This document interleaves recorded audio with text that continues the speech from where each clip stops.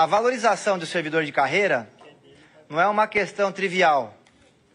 Não é porque a gente acha mais bonito valorizar o servidor concursado, é porque é de fundamental importância diante do projeto que nós defendemos, não só para Sorocaba, mas para todo o país. Eu já disse aqui nessa casa que o concurso público foi uma conquista de séculos. Começou na Alemanha, lá com o Bismarck, no final do século XIX. Até então, quem ganhava a eleição, o partido que vencia nomeava todos da máquina administrativa. E era uma interrupção imensa. Porque imagine os senhores e as senhoras que toda a burocracia de Estado sendo trocada ao longo do período do mandatário. Só que o Estado que nós conhecemos lá do século XIX não era o Estado de bem-estar social. Era o Estado da polícia, era o Estado da violência, era o monopólio único e exclusivo da força. Depois da Segunda Guerra, senhor presidente, nós começamos, sobretudo por conta do movimento sindical, do movimento social, a empurrar o Estado para que ele tivesse uma cara social. E aí, países como a Inglaterra, o sindicalista assumiu o primeiro-ministro, Clemente, e fez o Sistema Nacional de Saúde inglês, que o nosso SUS é uma cópia. Depois a França, com o Partido Socialista Francês, fez o Sistema de Educação francesa. O Partido Socialista Espanhol fez o Sistema de Bem-Estar Social na Espanha. O Partido Comunista Italiano governou a Itália por 30 anos no pós-guerra, fez a Itália moderna que nós conhecemos hoje. E o Estado, portanto, ele ganhou uma cara social. Que cara social é essa? É sistema de saúde e de educação para atender o povo trabalhador. O brasileirinho, Iara, que vai para a Europa, acha lindo, né? Em Paris não tem criança de rua, Paris o povo não joga lixo na rua, pode deixar a carteira em cima da mesa, só que não percebe que para a construção de uma sociedade assim, a França emprega, do percentual da população econômica ativa, 20% são servidores públicos. O Brasil são somente 12%. E que tipo de servidor público? É para ficar cuidando dos negócios do Estado? Não. É para colocar na creche, para atender as crianças na creche, tempo integral. Depois é para colocar o servidor no postinho de saúde. Depois é o servidor valorizado na segurança pública. Você vai somando tudo, dá um Estado e que de fato protege o cidadão. Da barriga da mãe até a idade adulta. E aí você tem políticas dentro do Estado de bem-estar social que inclusive colocam uma base salarial alta. Salário mínimo francês chega a ser na casa dos 10 mil reais. É uma loucura pensar isso para um país como o nosso. A diferença de salário é gritante no Brasil. Mas você vai somando todas essas políticas, você chega num país em que você não tem criança de rua, você quase não tem analfabetos, você não tem gente batendo na carteira e matando o outro por conta de um aparelho de celular, você não tem as pessoas roubando fios de alta tensão, você tem pessoas que às vezes ficam desempregadas, presidente, mas tem um Estado que vai protegê-la. Então ela não vai para a estaca zero. O cidadão pode empreender, a empresa faliu, ele não vai para a mendicância, ele tem um colchão de proteção. Isso dá um equilíbrio na sociedade. Então a visão que nós advogamos é que o Brasil precisa construir o seu estado de bem-estar social.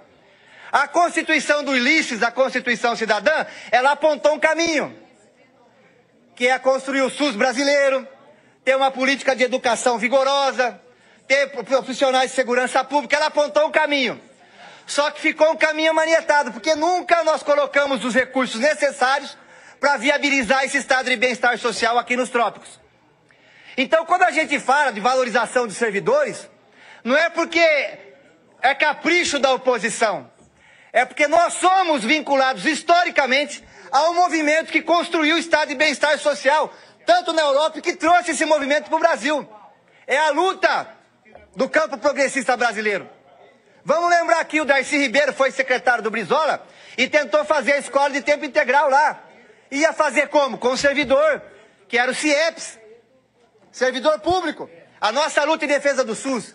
Então, senhor presidente, valorizar o servidor público de carreira não é uma questão de oposição e situação, é uma visão de país. É uma visão de desenvolvimento social. Porque o cidadão que chega no postinho e é bem atendido, ele não só fica feliz, não é ele só que ganha. Ganha a família dele, ganha o entorno, ganha a sociedade. Você vai ter uma pessoa que vai ter mais condições para o trabalho, mais questões criativas, vai estar com a saúde, vai ter mais dignidade, uma educação de qualidade. Quem faz isso? Não é o cargo de indicação política que faz isso. É o concursado. O cargo de indicação política, se bem selecionado, pode até ajudar no planejamento da prefeitura. Se bem selecionado. Do contrário, mais atrapalha do que ajuda. O que constrói mesmo uma cidade equilibrada, com desenvolvimento, pujante, é ter saúde de qualidade, educação de qualidade, uma política de segurança pública, gente com qualidade na URBS, para poder trabalhar o planejamento do trânsito. Pô, quem é mais velho de Sorocaba aqui, presidente, vai saber. Não tinha esse trânsito que tem hoje em Sorocaba. A URBS praticamente entrou numa situação de falência na área de planejamento em nossa cidade. O último grande projeto foi o Sorocaba Total, hein? Não tem mais nenhum projeto viário e a cidade não para de crescer. E a última alteração no plano diretor, então, meu Deus do céu. Praticamente todo o território do município agora vai ser transformado em lotes de 300 metros quadrados. Sem estudo nenhum. Então, ter servidor de carreira para pensar essas coisas é fundamental. E a gente precisa valorizar. E aí as escolhas são feitas, porque por trás das escolhas tem visões de sociedade. O Manga tem uma visão imediatista. Não é à toa que ele, inclusive, se submete ao ridículo numa corrida louca para tentar aparecer de todas as formas, porque para ele o mundo vai acabar amanhã, só que Sorocaba vai continuar. Sorocaba já passou por vários prefeitos e vai continuar passando. Então nós precisamos ter um quadro de carreira à altura da cidade dentro do município. E aí tem que valorizar. E aí, presidente, então, diante dessa visão que nós temos de valorização do servidor de carreira para estabilizar uma linha de atuação, de intervenção no longo prazo na cidade, é que nós entendemos que quando você tem o aumento da arrecadação, como nós tivemos esse ano, nós vamos ter uma arrecadação recorde em Sorocaba esse ano. Serão 5.600.000 reais no caixa da prefeitura. Uma arrecadação que nós nunca vimos em Sorocaba. Fruto, inclusive, de um trabalho que vem sendo feito à frente de Brasília, de crescimento econômico de novo no país. O Brasil, ano passado, quase 4% de crescimento. A economia está forte, cidade em pleno emprego. A arrecadação cresceu.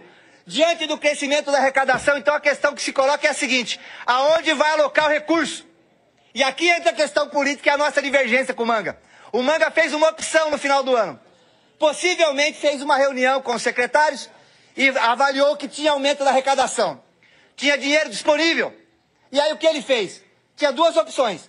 Valoriza o conjunto dos servidores numa perspectiva de longo prazo para melhorar a saúde e a educação na cidade, ou monta um projeto político para tentar sustentar o atual grupo no poder. Inclusive, diante de possibilidades aí curiosas, né? Agora está soltando na mídia que quer, inclusive, transformar Sorocaba no Estado. Nós estamos passando por essa vergonha nesse momento. Fiquei imaginando, né? Sorocaba virar o Estado, 3 senadores, Dini, 8 deputados federais, um Tribunal de Contas, um Tribunal de Justiça.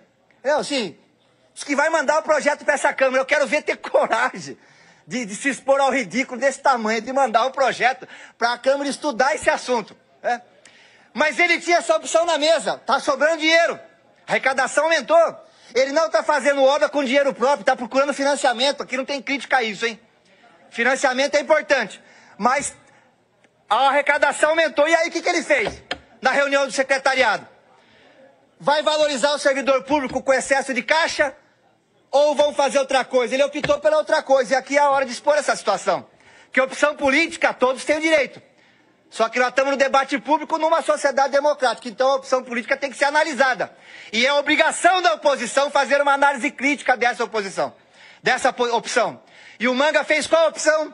De aumentar a estrutura política da prefeitura. Ele resolveu montar lá o que nós apelidamos aqui do famigerado cabidão, Exílio. Tinha dinheiro no caixa. E ele fez essa opção. 88 milhões de reais nos próximos 4 anos, 75 novos cargos. Aliás, já nomeou 30. E eu estou puxando a capivara de cada um, viu? Quem for ser nomeado aí, espero que esteja em dia com a justiça. Estou puxando a capivara de cada um e vou expor aqui quando concluir os 70. Para saber se foi candidato a vereador, se tem problema na justiça, se é de Sorocaba, se tem formação na área que está sendo nomeado. E aí, chegar a essa situação. Os servidores estão reivindicando há muito tempo um reajuste, uma valorização acima da inflação. E a pedida era 3%. A questão é, a prefeitura tem condição de arcar com os 3%? Na minha avaliação tem, porque o impacto na folha, eu coloquei estudo aqui, presidente, é de 1 milhão por mês. 1 milhão por mês, 3% retroativo a janeiro, daria aí aproximadamente a 1 milhão e pouco, daria um pouco mais de 13 milhões por ano. É um recurso infinitamente menor do que o impacto dos 88 milhões em 4 anos, que é o que ele vai ter com 75 cargos que ele criou na prefeitura. Vocês estão percebendo a diferença? Essa é a questão. Ele fez uma opção. Ele fez a opção do cabidão, e aí é claro que não vai sobrar o recurso para poder valorizar. E olha, vou dizer aqui, hein? Quem já foi numa repartição pública e foi atendido por um servidor, e aquele servidor lhe abre um sorriso para o cidadão que vai de chinelo de dedo muitas vezes, o cidadão ganha o dia. Isso não é pouca coisa. Ganha o dia. Se sente respeitado. Se sente fazendo parte da sociedade sorocabana. Ele até fica imaginando no seu subconsciente, pô, faço parte de algo grande, de algo maior que vai para além da minha casa, do meu quintal, porque eu tô aqui numa repartição pública, tô arrebentado e fui tratado como igual por alguém que ele sabe muitas vezes, por exemplo, um médico, que a família arcou para fazer o curso de medicina com 14, 13 mil reais por mês. E ele é respeitado na sua dignidade. Isso não é pouca coisa. Isso muda um país. Só que se você não valoriza, o que acontece? Por um lado não tem valorização, e por outro a Yara já tratou que tem terceirização. Inclusive que está acarretando todos os tipos de problemas aí na questão dos servidores públicos. Porque cada terceirizado é um a menos que contribui para o plano de saúde. Cada terceirizado é um a menos que contribui para a Funserv e para a aposentadoria. E aí qual é o problema que nós estamos vivendo em Sorocaba? Cada vez que aumenta a terceirização, a boca do jacaré, presidente, vai aumentando, porque é menos gente contribuindo com o caixa da Funserv. E aí, no longo prazo, o que vai acontecer? Tem que aumentar a alíquota de contribuição, porque a base está diminuindo. A terceirização, todo mundo é o regime geral de previdência. E sem contar os problemas éticos que geram a terceirização. Foi o Bresser que inventou esse negócio aí, entendeu? Ele foi ministro da reforma de Estado do governo Fernando Henrique e saiu com essa ideia de só deixar concursado nas áreas de planejamento. Hoje ele já reviu essa posição, mas infelizmente já virou tudo lei. Entrou o terceiro setor dentro da máquina de Estado brasileira e agora a burocracia que nós estamos gastando para fiscalizar o inferno que virou de mutreta, até crime organizado está pegando contratos nas prefeituras do Brasil inteiro com esse negócio de terceirização. Se nós formos contar hora de trabalho de promotor público, polícia civil, polícia militar, investigador de polícia, técnico científico, auditoria, tribunal de contas, se juntar tudo isso, Exílio, porque tinha que juntar tudo isso. O gasto que nós estamos tendo para fazer essa transição de terceirização no país inteiro é enorme. Aqui nunca se faz essa conta. Faz-se uma conta de padaria, fala, não, terceiriza, economiza. Só que se não se analisa superfaturamento, desvio de recurso, terceirizada que não paga os funcionários, e a dívida, toda vez que uma terceirizada some, fica para a prefeitura. E essa tem muita terceirizada, eu já estudei esses contratos. Eu peguei uma aí de Ribeirão Preto que estava aqui em Sorocaba um tempo atrás, era 200 CNPJ. Parecia uma cebola. Você ia tirando uma casca e entrando outra casca. Era uma casca, outra casca. Ao mesmo sede tinha 12 entidades funcionando. Resultado, não pagaram ninguém. Nem a limpeza, nem nada do próprio que eles administravam, João, foram embora e a dívida vai ficar com a prefeitura. Entendeu? Prefeitura que vai pagar. Entra no passivo da prefeitura e nós vamos ter que pagar. Então, mas enfim, só 5 minutinhos, só para eu concluir o raciocínio. Obrigado aí. Então, nós tivemos o advento das terceirizações, isso está gerando um problema, porque o legislador constituinte não imaginou essa questão da terceirização. Ele pensou o seguinte, previdência geral, patrão, governo e o servidor, e o trabalhador contribui. Fecha a conta, aposenta todo mundo. E no setor público, contribui o governo e o servidor. Um servidor aposenta, contrata outro e nós vamos tocando. Aí entra a terceirização, quebrou. E hoje nós temos muita gente, eu não sei a conta aqui, teria que fazer um estudo para saber o percentual, mas não é pouco não, entre servidores e trabalhadores terceirizados na administração pública municipal.